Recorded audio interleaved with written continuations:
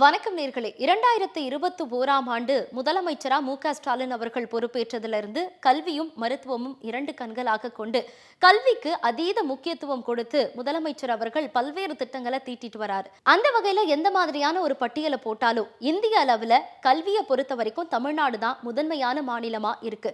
இத பலமுறை ஒன்றிய அரசை சொல்லி பாராட்டி இருக்கக்கூடிய நிலையில இப்போ எதற்காக இந்த மும்மொழி கொள்கையை கொண்டு வராங்க அப்படிங்கறத விரிவா பார்க்கலாம். இது நச்சுன்னு நாலு கேள்வி.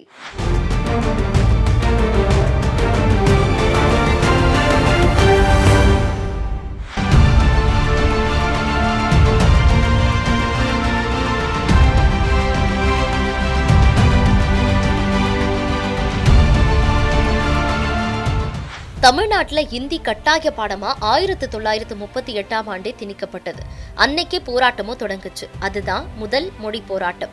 அந்த போராட்டத்தோட தீவிரத்தால கட்டாய ஹிந்தி விலக்கிக் கொள்ளப்பட்டது. மறுபடியும் 1948ஆம் ஆண்டு ஹிந்தி கட்டாய பாடமாக்கணும் அப்படின்ற ஒரு சர்ச்சை எழுந்தது. அப்போ மறுபடியும் தமிழ்நாட்டில் போராட்டம் தொடங்கிய நிலையில ஹிந்தி விலக்கிக் கொள்ளப்படுது.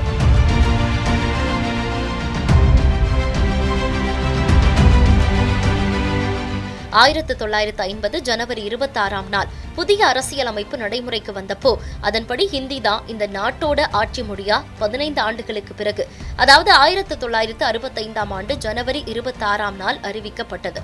அதை தொடர்ந்து போராட்டங்கள் வெடித்த நிலையில அப்போ பல்வேறு பெயர் பலகைகளை இடம்பெற்றிருந்த தமிழ் பின்னுக்கு தள்ளப்பட்டு ஹிந்தி பிரதானமா இடம் பிடிச்சு இருந்தது. அதை எதிர்த்து தந்தை பெரியாரும் பேரறிஞர் பெருந்தகை அண்ணா அவர்களும் போராட்டங்களை தொடங்கினாங்க. அதன் விளைவா ரயில் நிலையங்கள்ல இருக்கக்கூடிய மஞ்சள் பலகைகள்லயும் தபால் நிலையங்கள்லயும் தமிழை இப்போ பார்க்க முடியுது. இந்த போராட்டத்துல திமுக முக்கிய பங்காற்றியது.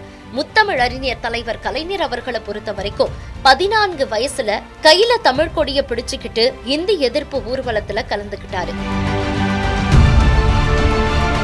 இப்படி ஹிந்தி திணிப்புக்கு எதிரா நீண்ட நெடிய வரலாறு கொண்டதுதான் தமிழ்நாடு.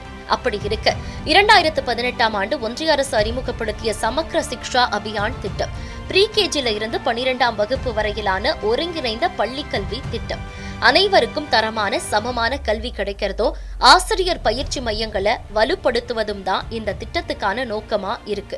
இப்போ இந்த திட்டத்தின் கீழ் தான் 2024-25ஆம் கல்வியாண்டுக்கான தமிழ்நாட்டுக்கு 3586 கோடி ரூபாய் ஒதுக்கப்பட்டது. இந்த தொகையில ஒன்றிய அரசோட பங்களிப்பு 2152 கோடி. ஆனா இந்த தொகையை ஒன்றிய அரசு ஒதுக்காம காலம் தாழ்த்திக்கிட்டு இருக்கு. இந்த நிதி தொடர்பான கேள்விக்கு ஒன்றிய அமைச்சரான தர்மேந்திர பிரதான் அவர்கள் சொன்ன பதில்தான் இப்போ இந்தி திணிப்புக்கு எதிரான பல்வேறு பிரச்சனைகளை ஏற்படுத்தி இருக்கு. தேசிய கல்விக் கொள்கையை தமிழ்நாடு அரசு ஏற்றுக்கொண்டாதான் நிதி விடுவிக்கப்படும். அரசியல் காரணங்களுக்காகவே தேசிய கல்விக் கொள்கையை தமிழ்நாடு அரசு எதிர்க்குது. புதிய கல்விக் கொள்கைகளை தமிழ்நாடு அரசு ஏற்கணும் அப்படின்னு பிற மாநிலங்கள் புதிய கல்விக் கொள்கையை ஏற்கும் போது தமிழ்நாடு அரசு ஏன் ஏற்க மறுக்குது? சொந்த அரசியல் காரணங்களுக்காக மக்களை குழப்பறாங்க. உலகமே மாறிட்டு இருக்கிற இந்த சூழல்ல மும்மொழி கொள்கையை தமிழ்நாடு அரசு ஏன் ஏற்க மறுக்குது அப்படின்ற பல்வேறு சர்ச்சையான கருத்துக்களை ஒன்றிய அமைச்சர் தெரிவிச்சாரு.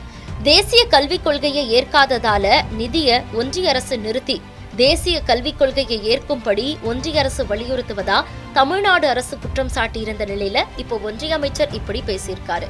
இந்த நிலையில தான் இந்த பதில்கள் தமிழ்நாட்டு தலைவர்கள் மத்தியில கொந்தளிப்பை ஏற்படுத்தியிருக்கு. இந்த விவகாரத்தை பத்தி மாண்புமிகு தமிழ்நாடு முதலமைச்சர் மு.க.ஸ்டாலின் அவர்கள் மும்மொழி கொள்கையை ஏற்கும் வரைக்கும் தமிழ்நாட்டுக்கு நிதி கிடையாது அப்படின்னு பிளாக்மெயில் செய்யற உங்களுடைய தடித்தனத்தை தமிழர்கள் பொறுத்துக்க மாட்டாங்க. எங்களுடைய உரிமையை நாங்க கேட்கிறோம். உங்களுடைய தனி சொத்தை கேட்பது போல் திமிரா பேசினா தமிழர்களுடைய தனி குணத்தை டெல்லி பார்க்க வேண்டி இருக்கும் அப்படின்னு எச்சரிக்கை விடுத்தாரு. ஒன்றிய அரசோட பொருளாதார ஆய்வறிக்கையில தமிழ்நாட்டினுடைய கல்வி தரத்தை மனதார பாராட்டி இருக்காங்க. ஒரு பக்கம் நம்மை பாராட்டினாலும் இன்னொரு பக்கம் தமிழ்நாட்டுக்கு தர வேண்டிய நிதியை தர மறுக்கிறாங்க. ஒன்றிய அரசு 2152 கோடி ரூபாயை தமிழ்நாட்டுக்கு தராம நிறுத்தி வச்சிருக்காங்க. இது 43 லட்சம் பள்ளி குழந்தைகளுடைய நலனுக்காக செலவு செய்ய வேண்டிய தொகை.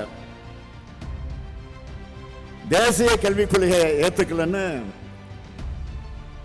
தமிழ்நாட்டுக்கு தர வேண்டிய நிதியை தர மறுக்கிறாங்க. தேசிய கல்விக் கொள்கை என்பது சமூக நீதிக்கு வேட்டு வைக்கிற கொள்கை, தமிழுக்கு வேட்டு வைக்கிற கொள்கை, தமிழர்களுக்கு, தமிழ்நாட்டுக்கு, தமிழ் மக்களுக்கெல்லாம் வேட்டு வைக்கிற கொள்கை. நம்ம குழந்தைகளின் எதிர்காலத்துக்கு இது ஆபத்து. எந்த மொழிக்கும் தனிப்பட்ட முறையில் நாம எதிரிகள் இல்லை. ஆனா எந்த மொழியை திணிக்க நினைச்சாலும் அந்த திணிப்பை எப்பவும் நாங்கள் எதிர்ப்போம், அதுல உறுதியாக இருப்போம். இந்த திட்டத்துல கையெழுத்து போட்டாதான் 2000 கோடி ரூபாய் கிடைக்கும். 10,000 கோடி ரூபாய் பணம் கிடைக்கும் சொன்னாலும் நாங்கள் கையெழுத்து போட மாட்டோம். 2000 கோடி ரூபாய்க்காக பணத்துக்காக இன்னைக்கு நாங்க கையெழுத்து போட்டா என்ன ஆகும்? கொஞ்சம் சிந்திச்சு பாருங்க. 2000 ஆண்டுக்கு பின்னோக்கி நம்ம தமிழ் சமுதாயம் போயிடும். அந்த பாவத்தை இந்த முத்துவேல் கருணாநிதி ஸ்டாலின் ஒருபோதும் செய்ய மாட்டான். தொடர்ந்து இந்த விவகாரம் குறித்து பள்ளிக்கல்வித்துறை அமைச்சரான அன்பில் மகேஷ் பொய்யாமொழி அவர்கள் இத 40 லட்சம் மாணவர்கள் சம்பந்தப்பட்ட ஒரு விஷயம், இதுல அரசியல் செய்யக்கூடாது அப்படின்னு தெரிவிச்சிருக்காரு. இது மட்டும் இல்லாம இத பத்தி முதலமைச்சரிடம் ஆலோசித்து இந்த விவகாரத்துல அடுத்த கட்ட நடவடிக்கை எடுக்கப்படும் அப்படின்னும் அமைச்சர் அன்பில் மகேஷ் பொய்யாமொழி அவர்கள் தெரிவிச்சிருந்தாரு. இது என்ன உங்க அப்பா வீட்டு பணமான்னு கேட்டதுக்கு பொத்துக்கிட்டு வந்துச்சு உங்களுக்கு அந்த கோபம். இன்றைக்கு நாங்க கேட்கிறோம், இது உங்களோட அப்பா வீட்டு பணமா? எங்களுடைய 2151 கூட தயவு செய்து எங்களுடைய பணம் கொடுங்க. கிட்டத்தட்ட 43 லட்சம் பிள்ளைகளுடைய எதிர்காலம் இருக்கின்றது. அதுல தலையில கைய வைக்காதீங்க, அவங்க வயிற்றுல அடிக்காதீங்க என்றுதான் நான் கேட்டுக்கொள்ள விரும்புகிறேன். ஆக ஒன்றிய அரசுக்கு நாங்கள் வைக்கின்ற ஒரு மிகப்பெரிய ஒரு எச்சரிக்கையாக, ஒரு கண்டனமாக நம்முடைய மாண்பு தமிழ்நாட்டு முதலமைச்சர் தொடர்ந்து அதற்கான பணிகள் செஞ்சுட்டு இருக்காரு. இப்போ ஒன்று புதுசா ஒரு லெட்டர் ஒன்று வச்சுக்கிறாங்க. சார் நீங்க தான் ஒத்துக்கிட்டீங்களே சார், ஒத்துக்கிட்டதுக்கு அப்புறம் இல்லைன்னு சொன்னா எப்படி சார் நியாயங்கிறாங்க. அந்த லெட்டர்ல ரொம்ப அழகாக சொல்லியிருக்காங்க. இந்த எம்ஓயூ பத்தி சொல்லும் பொழுது நம்மளுடைய தலைமை செயலாளர் ஒரு லெட்டர் எழுதுறாரு. அது என்ன சொல்றாருன்னா, இந்த எம்ஓயூ பத்தி எல்லாம் சொல்லிட்டு, in this regard a state level committee headed by school education secretary has been constituted based on the recommendation of the committee. இதை எல்லாருமே மறக்கறாங்க.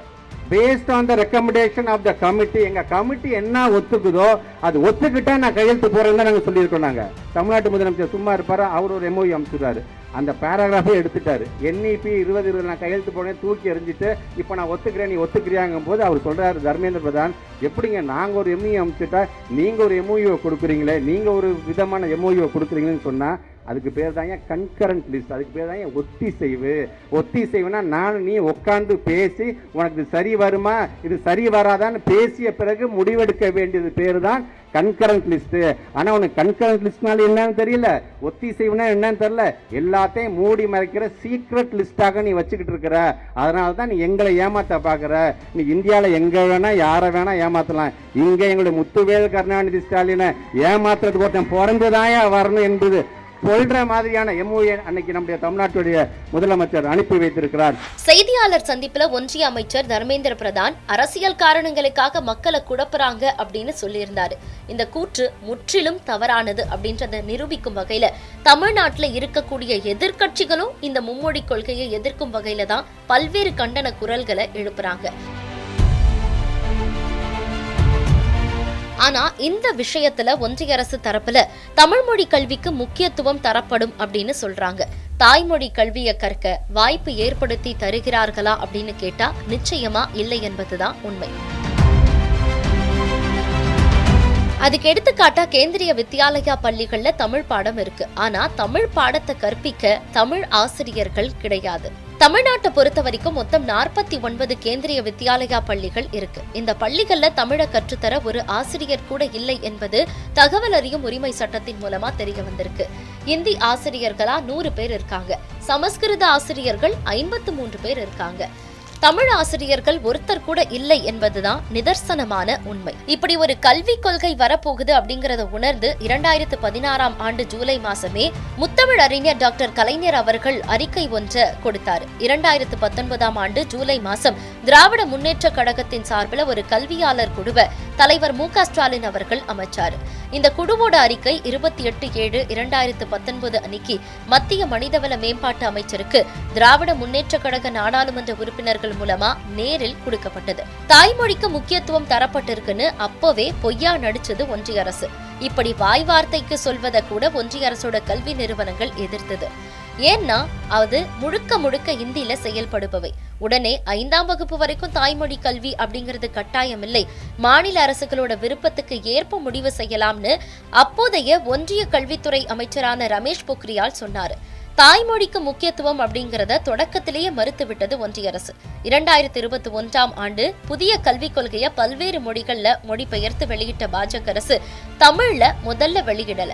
இதுதான் தமிழுக்கு அவர்கள் கொடுக்கக்கூடிய முக்கியத்துவம். இந்த கல்விக் கொள்கையில தமிழ் வழியிலான வகுப்புகள் பற்றி கூறப்படல.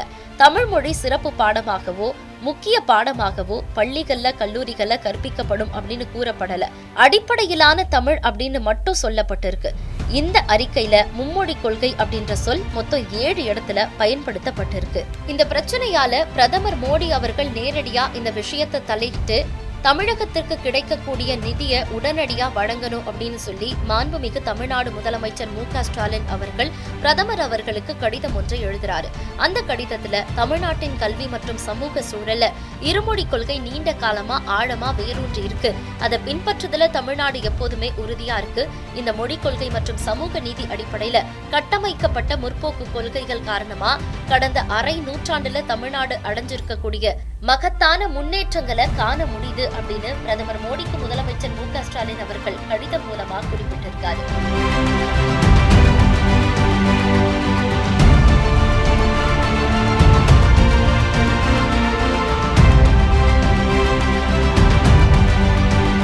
தொடர்ந்து செயல்படுத்தப்பட்டு வரக்கூடிய இந்த திட்டத்தின் கீழ் நிதி விடுவிக்கப்படாததால ஆசிரியர்களோட சம்பளம், மாணவர்களுக்கான நலத்திட்டங்களை உள்ளடக்கிய கல்வி முன்னெடுப்பு முயற்சி, கல்வி உரிமை சட்டத்தின் கீழ் பயிலக்கூடிய வறிய நிலையில வாழக்கூடிய மாணவர்களுக்கான கல்வித் தொகையை திருப்பி செலுத்துதல், தொலைதூர பகுதிகளில் இருக்கக்கூடிய மாணவர்களுக்கான போக்குவரத்து போன்றவற்றுக்கான பல முக்கிய பணிகள் இதனால பாதிக்கப்பட்டிருக்கு.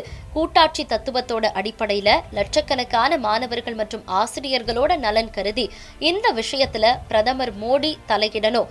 2024-25ஆம் நிதியாண்டுல இந்த திட்டத்தின் கீழ் தமிழ்நாட்டுக்கு வர வேண்டிய 2152 கோடி நிதியை உடனடியா விடுவிக்க பிரதமர் நரேந்திர மோடி இப்பொருண்மையோட தீவிரத்தை உணர்ந்து தனிப்பட்ட முறையில தலையிடணும் அப்படின்னு மாண்புமிகு முதலமைச்சர் அவர்கள் தன்னோட கடிதத்தின் மூலமா தெரிவிச்சிருக்காரு. இந்த விஷயத்துல பிரதமர் மோடியோட போக்கு எப்படி இருக்கும் அப்படிங்கறத பொறுத்திருந்து பார்க்கலாம். மும்மொழி கொள்கை வேண்டும் அப்படின்னு ஒன்றிய அரசும் வேண்டாம் அப்படின்னு மாநில அரசும் சொல்ல காரணம் என்ன? தமிழ்நாட்டை பொறுத்த வரைக்கும் ராஜாஜி முதல் முத்தமிழ் அறிஞர் கலைஞர் வரைக்கும் ஹிந்தியை எதிர்த்தாங்க அப்படிங்கிற ஒரு காரணத்தால இப்போ தமிழ்நாட்டுக்கு ஹிந்தி தேவைப்படலையா போன்ற பல்வேறு கேள்விகளை தீக்கதிர் ஆசிரியர் மதுக்கு ராமலிங்கம் அவர்கிட்ட கேட்டோம். அவர் என்ன சொல்றாரு அப்படிங்கறத வாங்க பார்ப்போம். மும்மொழி கொள்கை வேண்டும் அப்படின்னு ஒன்றிய அரசும் வேண்டாம் அப்படின்னு மாநில அரசும் சொல்ல காரணம் என்ன? உண்மையில் இது 2 அரசுகளுக்கு இடையிலான யுத்தம் அல்ல, ஒரு பண்பாட்டு திணிப்புக்கு எதிராக ஒரு இனத்தினுடைய அடையாளத்தை பாதுகாப்பதற்கான போராட்டத்தை தான் இன்றைக்கு தமிழ்நாட்டினுடைய முதலமைச்சர் மாண்புமிகு மு.க. ஸ்டாலின் அவர்கள் நடத்தி கொண்டிருக்கிறார்கள். இதில் மும்மொழி கொள்கை என்று அவர்கள் சொல்வது, இங்கே ஏற்கனவே இருமொழி கொள்கையை தமிழ்நாடு நீண்ட காலமாக ஏற்று நாம் நடைமுறைப்படுத்தி வருகிறோம். இதனால் இந்தியாவிலேயே தமிழ்நாடு எல்லா வகையிலும் கல்வித்துறையிலே உயர்ந்து நிற்கிறது. இவர்கள் மும்மொழி கொள்கை என்று சொல்வது என்பது நாங்கள் இன்னொரு மொழியை கூடுதலாக படித்தால் என்ன தவறு என்று கேட்கிறார்கள். நாம் திரும்ப கேட்கிறோம், இந்தி பேசுகிற மாநிலங்களில் உங்களுடைய மும்மொழி கொள்கை எந்த வகையில் நடைமுறையாகிறது? அங்கே ஆங்கிலம் கூட கிட்டத்தட்ட இல்லை, ஹிந்தியை மட்டுமே படிக்கிறார்கள். நீங்கள் ஒரு மொழி கொள்கையை உங்கள் மாநிலங்களிலே நடைமுறைப்படுத்தி கொண்டு தமிழ்நாட்டு மாணவர்களை பள்ளிக்கூடத்தை விட்டு விரட்டுகிற வகையில் கல்வித்துறையில தமிழ்நாடு மிகச்சிறப்பாக உயர்ந்தோங்கி இருப்பதை கெடுக்கக்கூடிய வகையிலே தான் நீங்கள் புதிய கல்விக் கொள்கை என்கிற பெயரில் இந்த இந்தியை திணிக்க முயல்கிறார்கள். எனவேதான் மாநில கல்வி என்பது அடிப்படையில் ஒத்திசைவு பட்டியலில் இருக்கிறது. மாநிலங்கள் தான் தீர்மானிக்க வேண்டும் தங்கள் பிள்ளைகளுக்கு என்ன மாதிரியான கல்வியை தர வேண்டும் என்று. ஆனால் இவர்கள் புதிய கல்விக் கொள்கை என்கிற பெயரில் ஒரு மும்மொழி கொள்கை, இந்தி திணிப்பு, இன்னும் சொல்ல போனால் இது அடிப்படையில் இந்தி திணிப்பு என்பது கூட முதல் நிலைதான். அவர்களுடைய ஆழ் மனதில் இருப்பது சமஸ்கிருத திணிப்பு.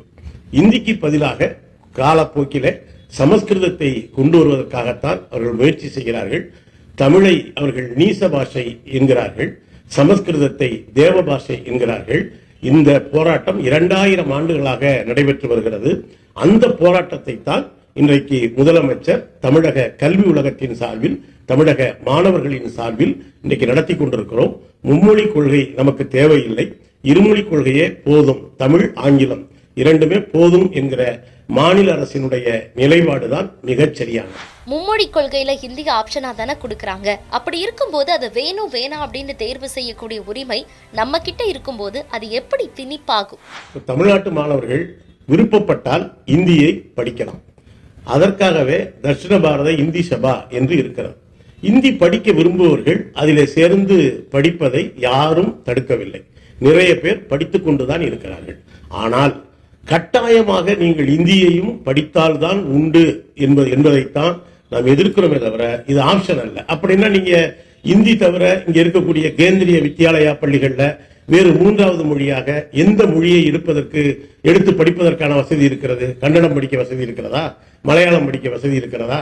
சரி, இதை இந்தி பேசுகிற மாநிலங்கள்ல தமிழை ஒரு பாடமாக எடுத்து படிப்பதற்கு அந்த மாணவர்கள் விரும்பினால் அதற்கான ஆசிரியர்களை நீங்கள் நியமித்திருக்கிறீர்களா? இவர்கள் செய்வது என்பது அடிப்படையிலேயே ஒரு பித்தலாட்டம், ஏமாற்று வேலை. இது என்னன்னா ஏதோ நாங்க ஆப்ஷன், ஒரு தேர்வு தானே, அதை படிச்சா என்ன? நாங்க மொழி தேவைப்பட்டா எந்த மொழியையும் படிக்க தமிழர்கள் தயங்க மாட்டாங்க. ஆனால் உணவானாலும் சரி, மொழியானாலும் சரி, திணிப்பு என்று வந்தால் அது வாந்திதான் வருமே தவிர அது அறிவாக சேராது. நிச்சயமாக இவர்கள் சொல்வது போல ஒரு ஏமாற்று வேலை. நாங்கள் இந்தியை விருப்பப்பட்டால் படிக்கலாம், அப்புறம் எதுக்கு மும்மொழி கொள்கைன்னு வைக்கிறீங்க? ஏற்கனவே விருப்பப்பட்டாதான் இந்தி படிக்கிறாங்கல்ல. இதுல இப்ப புதுசா ஒரு என்னன்னா, மாநில அரசினுடைய அனுமதியை பெறாமலே சிபிஎஸ்இ பள்ளிக்கூடங்களை துவக்கலாம் என்பது எவ்வளவு பெரிய ஆபத்தான விஷயம். ஏற்கனவே யுஜிசி விதிகளில் திருத்தம் பண்ணி இந்த பல்கலைக்கழக வேந்தர்கள், துணைவேந்தர் நியமனத்துல மாநில அரசினுடைய உரிமையை பறிக்கிறீங்க. அப்ப நாளைக்கு என்ன கேட்கிறேன், ஒரு சிபிஎஸ்இ பள்ளிக்கூடத்தில் ஒரு பிரச்சனை வந்தா ஒன்றிய அரசு தலையிடுமா? இதெல்லாம் முழுக்க முழுக்க பொதுப்பட்டியலில் இருக்கிற கல்வியை இவர்கள் தங்களுடைய RSS கொள்கைகளை திணிப்பதற்காக, கல்வியை கார்ப்பரேட் மயமாக்குவதற்காக அந்த ஒன்றியத்தினுடைய குவிப்பிலே கொண்டு போய் சேர்க்கிறார்கள். எனவே இவர்கள் சொல்வது என்பது ஒரு பித்தலாட்டம், ஏமாற்று வேலை, தில்லுமுள்ளு. ராஜாஜி முதல் முத்தமிழறிஞர் கலைஞர் வரைக்கும் இந்தியை எதிர்த்தாங்க அப்படிங்கிற ஒரு காரணத்தால இப்போ தமிழ்நாட்டுல இந்தி வேண்டாம் அப்படின்ற ஒரு நிலை இருக்கா? இல்லனா உண்மையிலேயே இந்தி தமிழ்நாட்டுக்கு தேவைப்படலையா? இதுல ராஜாஜி இந்தியை எதிர்த்தார் என்பதை விட ராஜாஜி காலத்திலே தான் முதலாக இந்தி என்பது தமிழ்நாட்டிலே திணிக்கப்பட்டது. அதுக்கு ரொம்ப மூர்க்கத்தனமாக இருந்தார். நாடு விடுதலை பெறுவதற்கு முன்னாலேயே அதை எதிர்த்து ஒரு மிகப்பெரிய போராட்டத்தை அனைவரையும் இணைத்துக் கொண்டு தந்தை பெரியார் அவர்கள் நடத்தினார்கள். இதுல என்னென்ன காலத்தின் முரண் என்னன்னா, இந்த இந்தி திணிப்பில் மூர்க்கம் காட்டிய அதே ராஜாஜி தான் பிற்காலத்தில் இந்தி திணிப்பு ஒழிக என்று சொன்னார். முன்பு நடந்த பொழுதே கலைஞர் அவர்களும் ராஜாஜி அவர்களும் ஒரு மேடையில பேசுகிறார்கள். அப்போது இந்தி திணிப்பால் தமிழுக்கு ஒன்றும் ஆபத்தில்லை, தமிழர்களுக்குத்தான் ஆபத்து என்று ராஜாஜி சொன்னார். அப்போது முத்தமிழறிஞர் கலைஞர் இவர் சொல்வது எப்படி இருக்கிறது என்றால், பானைக்குத்தான் ஆபத்து, உள்ளே இருக்கிற பாலுக்கு ஆபத்தில்லை என்பது போல இருக்கிறது. நிச்சயமாக தமிழும் தமிழர்களும் ஒன்றோடு ஒன்று பிரிக்க முடியாதவர்கள். தமிழுக்கு ஆபத்து என்றால் தமிழர்களுக்கு ஆபத்து, தமிழர்களுக்கு ஆபத்து என்றால் தமிழுக்கு ஆபத்து என்று சொன்னார்கள். அவர்கள் எல்லாம் எதிர்த்தார்கள் என்பதற்காக அல்ல.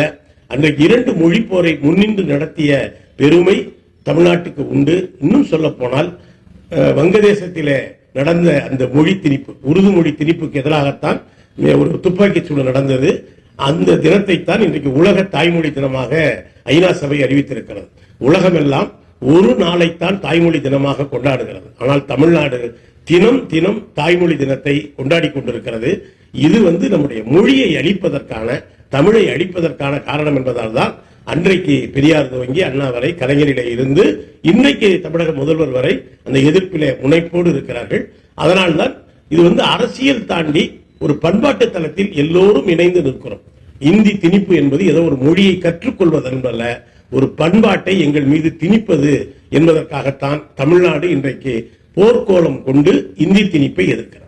ஒன்றியத்துல ஒரு விஷயத்தை கொண்டு வரும்போது அதை மக்களால தேர்ந்தெடுக்கப்பட்ட மாநில அரசு செயல்படுத்தியே ஆகணும் அப்படின்னு சொல்றதும், அப்படி செயல்படுத்தினாதான் நிதியை கொடுப்போம் அப்படின்னு சொல்றதும் தான் இப்போ இந்த மும்மொழி கொள்கை விவகாரத்துல நடந்துட்டு இருக்கு. எதற்காக இந்த அழுத்தம்? இந்த ஒன்றிய அமைச்சர் தர்மேந்திர பிரதான் என்பவர் இன்னைக்கு கூட சொல்லியிருக்கிறார், நீங்க மும்மொழி கொள்கையை ஏற்காதனால 5000 கோடி தமிழ்நாட்டுக்கு இழப்பு ஏற்பட்டிருக்கிறது. நான் என்ன கேட்கிறேன், இது ஒரு பிள்ளை பிடிக்கிற அரசியல் இல்லையா? நீ இந்தியை ஏத்துக்கிட்டா தான் உண்டு, பிஎம்சி திட்டத்தை அந்த பள்ளிக்கூடத்தை ஏற்றுக்கொண்டால் தான் உண்டு, இல்லை என்றால் நீங்க தமிழ்நாட்டுக்கு தர வேண்டிய 2152 கோடி நிதியை தரமாட்டோம் என்று சொல்வதற்கு ஒன்றிய அரசுக்கு என்ன அதிகாரம் இருக்கிறது? இப்படி பேரம் பேசுறது சரியா? நெருக்கடி கொடுப்பது சரியா? நிர்பந்தம் செய்வது சரியா? இன்றைக்கு கல்வித்துறையில இடைநிற்றல் என்பதே இல்லை. நீ இதே புதிய கல்விக் கொள்கையை கொண்டு வந்த பீகார்ல பல மாணவர்கள் பள்ளிக்கூடத்தை விட்டு விரட்டப்பட்டிருக்கிறார்கள். ஆனா இன்னும் கொஞ்ச நாளையில் 10ஆம் வகுப்பு +2 தேர்வு வரப்போகுது. 10 லட்சம் பேர் தேர்வு எழுத போறாங்க. அதுக்கப்புறம் +2 தேர்வுல பாருங்க, கிட்டத்தட்ட 10 லட்சத்துக்கு மேற்பட்டவர்கள் எழுத இடைநிற்றல் என்பதே இல்லை. அதுக்கு தமிழக அரசு கொண்டு வந்திருக்கிற பல திட்டங்கள் காரணம். நீங்க தமிழ் வழியில அரசு பள்ளியில படிச்சீங்கன்னா நீங்க அந்த பெண் பிள்ளைகளுக்கு மாதம் 1000 ரூபாய் முதல்ல கொண்டு வந்தார். இப்ப அது பையங்களா இருந்தாலும் அந்த பணத்தை தரேன்னு சொல்லியிருக்காரு. இதனால இடைநிற்றல் என்பதே இல்லை. ஆனா இவங்க என்னன்னா, ஒன்றிய அரசு எல்லாவற்றையுமே ஒன் நேஷன் ஒன் எலெக்ஷன் என்பது போல ஒன் நேஷன் ஒன் ப்ராப்ளம். அந்த ப்ராப்ளம் என்பது என்னவென்றால் ஒன்றிய அரசினுடைய மூர்க்கத்தனமான RSS பள்ளிகளிலே இருந்த அந்த கல்வி திட்டத்தை இன்று நம்முடைய அரசு பள்ளிகளுக்கு கொண்டு வர முயல்கிறார்கள்.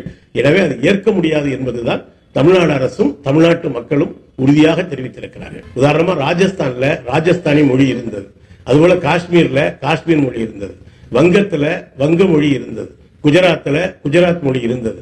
நம்ம நினைக்கிற மாதிரி ஏதோ தெற்குக்கு அந்த பக்கம் எல்லாருமே ஹிந்தி பேசுறவங்க கிடையாது. ஏராளமான மொழிகளை ஒரு இந்தி என்று அனுமதித்த காரணத்தினால் அந்த மொழிகள் எல்லாம் இன்றைக்கு அழிந்து விட்டது. ஆனால் தமிழ் மொழி அழியாமல் நிற்கிறது என்று சொன்னால் எந்த படையெடுப்பையும் எதிர்கொண்டு தாக்கு பிடிக்கிற ஆற்றல் தமிழுக்கு இருக்கிறது. நாங்க இந்தி படிக்க மாட்டோம்னு சொல்லலையே, தேவை ஏற்பட்டா படிப்போம். இதே வட மாநிலங்களுக்கு வேலைக்கு போறவங்க இந்தி கொஞ்ச நாளிலே கத்துக்கிறாங்களே. இதே உலகம் பூரா இருக்கிற ஆங்கிலம் இப்ப அண்ணாமலை லண்டன்ல போய் படிச்சதா சொல்றாங்களா? அவர் என்ன இந்தியில படிச்சாரு? லண்டன்ல போய் ஆங்கிலத்துல தானே படிச்சாரு. ஒரு மொழியாக இந்தி அல்ல, எந்த மொழியையும் கற்றுக்கொள்ள தமிழர்கள் தயார். ஆனால் நீங்கள் செய்வது திணிப்பு. இந்த அடையாளத்தை அழிக்க பார்க்கிறீர்கள். தமிழ்நாடு என்பதே உங்களுக்கு உறுத்தலாக இருக்கிறது. கல்வித்துறையில மட்டும் இல்ல, பேரிடர் நிதி கூட ஒதுக்க மறுக்கிறார்கள். கேட்டா என்ன சொல்றாங்க? தமிழ்நாடே எங்களுக்கு பேரிடராக இருக்கிறது என்றுதான் சொல்கிறார்கள். எனவே இங்கு இருக்கிற பாஜகவினர் இந்திக்கு நடைபாவடை விரிப்பது என்பது உண்மையிலேயே அவமானகரமானது.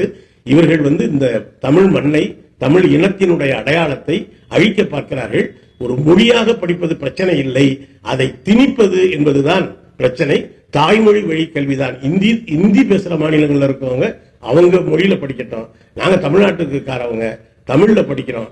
ஒருவேளை வட மாநிலத்துக்கு வேலைக்கு போனா நாங்க இந்திய படிப்பதற்கு தயாராக இருக்கிறோம்.